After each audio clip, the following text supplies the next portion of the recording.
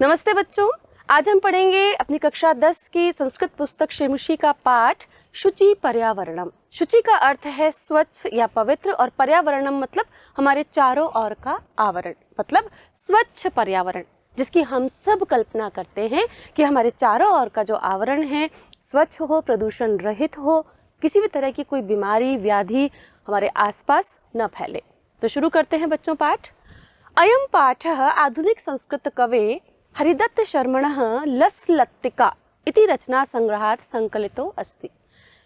यह पाठ आधुनिक संस्कृत कवि हरिदत्त शर्मा के लसलत्तिका नामक रचना संग्रह से लिया गया है। अत्र कविः महानगराणां यंत्राधिक्येन प्रवर्धित प्रदूषणोपरि चिंतित मनः दृश्यते। यहाँ पर कवि महानगरों में यंत्रों की अधिकता से बढ़ते हुए प्रदूषण के कारण बहुत चिंतित दिखाई दे रहे हैं। सह कथयति, वे कहते हैं कि यद इदम लोह चक्रम शरीरस्य मनस्य शोषकम अस्ति। वो कह रहे हैं कि यह जो मशीनें हैं, ये जो लोहे के चक्र हैं, ये शरीर और मन का शोषण करते हैं, मतलब इसे सुखा देते हैं। अस्मातेव वायुमंडलम मलिन भवति, इससे ही हमारा वायुमंडल दूषित हो रहा है, मलिन हो रहा है। कवि महानगरीय जीवनात् सुदूरम नदी निर्झर वृक्ष समूह लता कुंज पक्षी कुल कलरव कूजितम वन प्रदेशम प्रति गमनाय अभिलषति। क्या कह रहे हैं कि कवि इस प्रदूषण को देख करके महानगरीय जीवन से, मतलब शहरों के जीवन से दूर नदियों, झरनों, वृक्ष के समूह, लता कुंजों, पक्षियों के समूह से गुंजित वन प्रदेश की ओर जाना चाहते हैं। मतलब अपनी इस पाठ के माध्यम से उन्होंने ये इच्छा प्रकट की है कि वो इस शोरगुल वाले, इस यंत्रों की अधिकता वाले महानगर को छोड़ करके ऐसी जगह जाना चाहते हैं जहाँ पर शांति हो, वृक्षों के समूह हो, पुष्प हो, पक्षियों का कलरव सुनाई दे। ऐसे प्राकृतिक वातावरण में वे जाना चाहते हैं। पढ़ते हैं बच्चों। पहला पद्यांश है दुर्वहमत्र जीवितम जातम प्रकृतिरेव शरणम शुचि पर्यावरणम।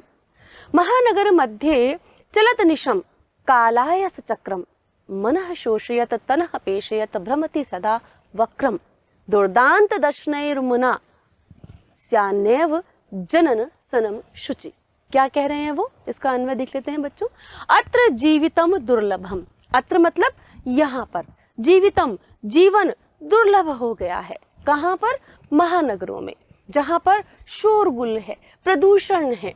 कह रहे हैं यहाँ जीवन दुर्लभ हो गया है।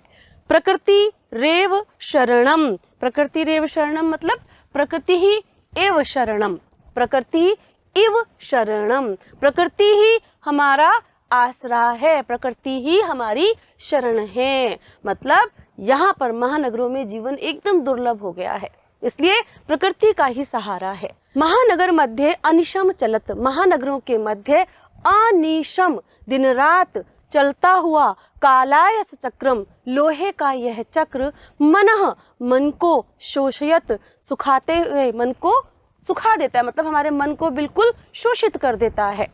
तनु शरीर को, तनु मतलब शरीर को, पेशयत क्या करता है? पीसता हुआ, सदा हमेशा, वक्रम टेढ़ा, भ्रमति चलता है। मतलब लोहे की जो मशीनें चल रही हैं महानगरों में, फैक्ट्रियां चल रही हैं, कारखाने चल रहे हैं, इनसे क्या हो रहा है? हमारा मन जो है वो शोषित हो रहा है, शोषण हो रहा है, हमारा मन प्रसन्न नहीं है और हमारा शरीर जो है वो पिसता चला आ रहा है। तो ये चक्र कैसे चल रहा है? ये टेढ़ा चल रहा है, अपनी गति इसकी टेढ़ी है, जिससे हम सब परेशान हो रहे हैं। अधुना दुर्दांते, इसके भयंकर दशनई दांतों से जन ग्रसनम एव न स्यात्, मनुष्य यानी संसार में जो लोग हैं वो कहीं मृत्यु को, विनाश को प्राप्त न हो जाएं। मतलब ये प्रदूषण कारखानों का, फैक्ट्रियों का, ये जो कल कल कल कल आवाजें निकलती हैं यंत्रों की, ये इतना ज्यादा बढ़ गया है कि कहीं इसके इस भयंकर दांतों के कारण पूरा जनसमूह जो है वो विनाश को प्राप्त न हो जाए। बच्चों फिर से देखते हैं। अत्र जीवितम दुर्लभम, जीवितम का मतलब है जिंदगी, यहाँ पर जीवन, यहाँ जीना दुर्लभ हो गया है, कठिन हो गया है, दूभर हो गया है बिल्कुल। प्रकृति इव शरणम, प्रकृति की ही शरण है, मतलब अब तो प्रकृति का ही आसरा है, मतलब प्रकृति ही हमें बचा सकती है। महानगर मध्य, महानगरों के मध्य में अनिशम, दिन रात चलता हुआ, कालायस चक्रम, लोहे का यह चक्र मन को सुखाता हुआ और शरीर को पीसता हुआ सदा टेढ़ा चलता है। इसके भयंकर दांतों से कहीं जन समूह जो है, लोगों का जो समूह है, वो कहीं विनाश को प्राप्त न हो जाए, इसलिए हमें स्वच्छ पर्यावरण की बात करनी है। आगे बढ़ते हैं बच्चों, आगे क्या कह रहे हैं? कज्जल मलिनम धूम मुंचती शत शकटियानम, बाष्पयान माला संधावती वितरंती ध्वानम, याना नाम पंक्तयो हनन्तः कठिनम संस्मरणम शुचिम पर्यावरणम, शुचिम पर्यावरणम। मतलब इसका अन्वय हमें क्या कह रहा है? शत शकटी यानम, सैकड़ों यान, सैकड़ों जो मोटर गाड़ियां चलती हैं वो कह रहे हैं यहाँ पर शकटी यानम यानी मोटर गाड़ियों के लिए, सैकड़ों मोटर गाड़ियां कज्जल मलिनम, कज्जल यानी काजल जो हम आंख में लगाते हैं, कैसा होता है बच्चों? काला होता है। तो कह रहे हैं काजल के समान, मलिनम काला, धूमम मुंचती छोड़ती हैं, सैकड़ों मोटर गाड़ियां काजल के समान काला धुआं छोड़ती हैं। आगे वाष्पयान माला ध्वानम वितरंती संधावती, वो कह रहे हैं कि वाष्पयान माला, वाष्प यानी भाप से चलने वाला यान, कौन सा है? बिल्कुल सही, रेलगाड़ी।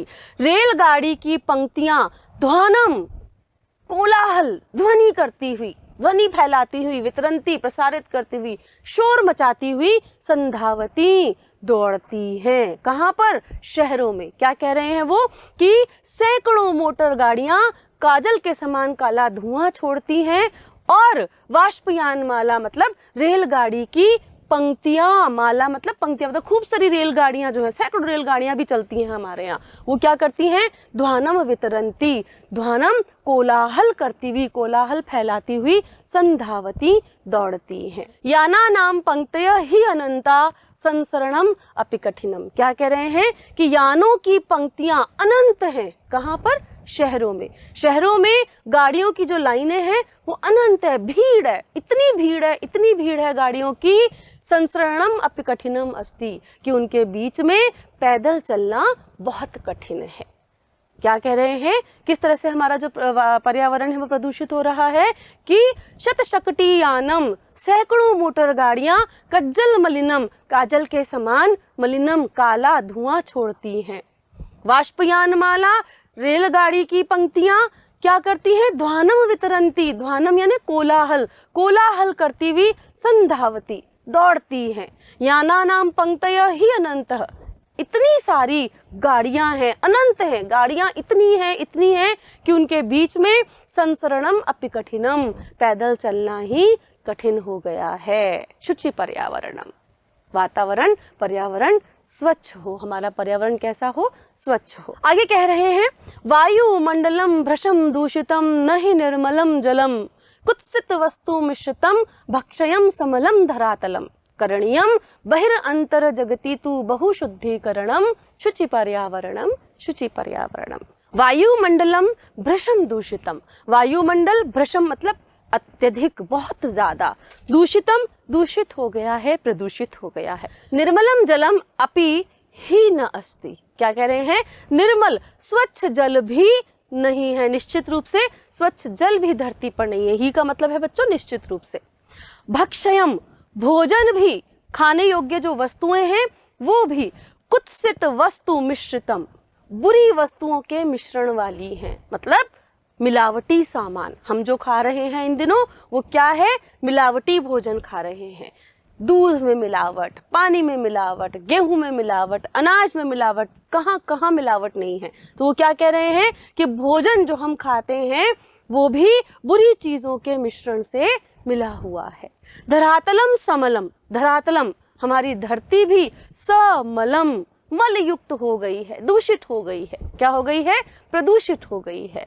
बहि अंत जगति बहुशुद्धिकरणम तु करणीयम, इसलिए क्या करना है हमें, बाहरी और यानी आंतरिक रूप से भी और बाहरी रूप से भी संसार में बहु अत्यधिक शुद्धिकरणम करना चाहिए, करणीयम। हमारा वातावरण जो है चारों ओर से प्रदूषित हो गया है। वातावरण प्रदूषित है, जल प्रदूषित है, भोजन प्रदूषित है, धरती प्रदूषित है, तो फिर हमारा स्वास्थ्य कैसे स्वस्थ रह सकता है? अगर हम सब दूषित वस्तुएं खा रहे हैं तो हमारा मन भी दूषित है ना। इसलिए वो कह रहे हैं अंदर से यानी अपने मन से भी और बाहर से भी हमें अत्यधिक शुद्धिकरण करना चाहिए। फिर से देख रहे हैं बच्चों, वायुमंडलम भ्रशम दूषितम, वायुमंडल अत्यधिक दूषित हो गया है, प्रदूषित हो गया है। निर्मलम जलम अपि ही न अस्ति, निश्चित रूप से धरती पर स्वच्छ जल भी नहीं है। भक्षयम, खाने योग्य, कुत्सित वस्तु मिश्रितम, खाने योग्य जो भोजन है वो भी बुरी वस्तुओं के मिश्रण वाला हो गया है। धरातलम समलम, धरती भी प्रदूषित है। वही अंतः जगती, बाहरी और अंतर जगत को यानी बाहरी और आंतरिक रूप से संसार को अत्यधिक शुद्धिकरण करना चाहिए। हमारा कर्तव्य बनता है कि हम अपने आसपास स्वच्छता रखें। स्वच्छता अभियान हमारे देश में चलाया गया है, जिसके तहत आज भी हम उसका पालन कर रहे हैं और निश्चित रूप से हमें जीवन भर प्रत्येक व्यक्ति को स्वच्छता अभियान का पालन करना है। बच्चों आगे बढ़ते हैं बच्चों।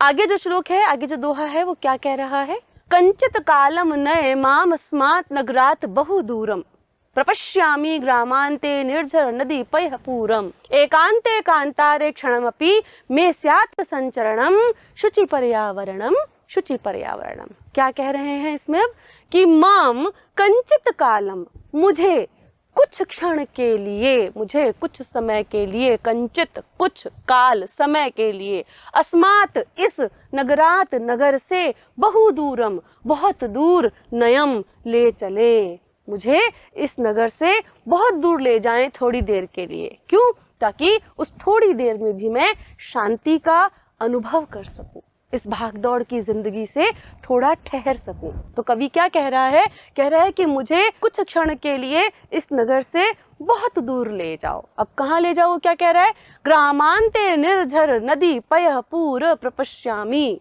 क्यों? क्योंकि मैं ग्रामांते, इस गांव के अंत में, इस गांव के जो बाहर है, वो कह रहे हैं कि मैं गांव के बाहर निर्झर, झरनों, नदियों और सरोवरों को देखना चाहता हूँ। निर्झर, झरनों को, नदियों को, पयःपूरम, पानी से भरे हुए तालाबों को, प्रपश्यामि, देखता हूँ मतलब देखना चाहता हूँ। क्या कह रहे हैं, मुझे इस नगर से बहुत दूर ले जाओ, जहाँ पर ये कोलाहल ना हो, ये शोर ना हो, ये भीड़ ना हो, ये भागदौड़ ना हो। वहाँ पर क्या हो, वहाँ पर झरने बहते हों, नदियाँ हों और पानी से भरे हुए तालाब हों, उन्हें मैं देखना चाहता हूँ। तत्र एकांते कांतारे में क्षणमपि संचरणम स्यात्, वहाँ पर एकांते, अकेले में, एकांत में, कांतारे, जंगल में, मेरे द्वारा क्षणमपि संचरणम स्यात्, थोड़ी देर के लिए संचरण किया जाना है। मतलब क्या कहते हैं कि मैं वहाँ पर अकेले वातावरण में, अकेले जंगल में, अकेले वन में थोड़ी देर के लिए संचरण करना चाहता हूँ, घूमना चाहता हूँ, ताकि मेरे द्वारा वहाँ पर थोड़ी देर संचरण हो सके, मैं वहाँ पर घूम सकूँ। देखिए, शहर के कोलाहल से आदमी कितना हताहत है, परंतु फिर भी अपनी मजबूरी के कारण हम सब बड़े बड़े महानगरों में हैं, जीविकोपार्जन के कारण, उच्च शिक्षा के कारण, लेकिन फिर भी हम नहीं समझ रहे कि हमें अपने पर्यावरण को, चाहे हम कहीं भी रहें, हमें शुद्ध रखना है, स्वच्छ रखना है। फिर से देख लेते हैं बच्चों, यहाँ पर कवि कह रहा है कि माम कंचित कालम अस्मात् नगरात् बहु दूरम नय, कि मुझे कुछ क्षण के लिए इस नगर से बहुत दूर ले जाओ। ग्रामांते निर्झर नदी पयःपूर प्रपश्यामि, मैं गांव के अंत में, गांव के बाहर, गांव के किनारे पर झरनों, नदियों और तालाबों को देखना चाहता हूँ। वहाँ एकांत में, एकांत वन में थोड़ी देर घूमना चाहता हूँ। क्षणमपि, थोड़ी देर घूमना चाहता हूँ। यानी कवि जो है वो शहरों के कोलाहल से उकता गया है, भयभीत है कि क्या ये जिंदगी इसी तरह भागती रहेगी। तो पर्यावरण स्वच्छ हो तभी हम कल्पना कर सकते हैं कि हमें निरंतर इन नदियों, झरनों और तालाबों को देखने का सुख प्राप्त होगा।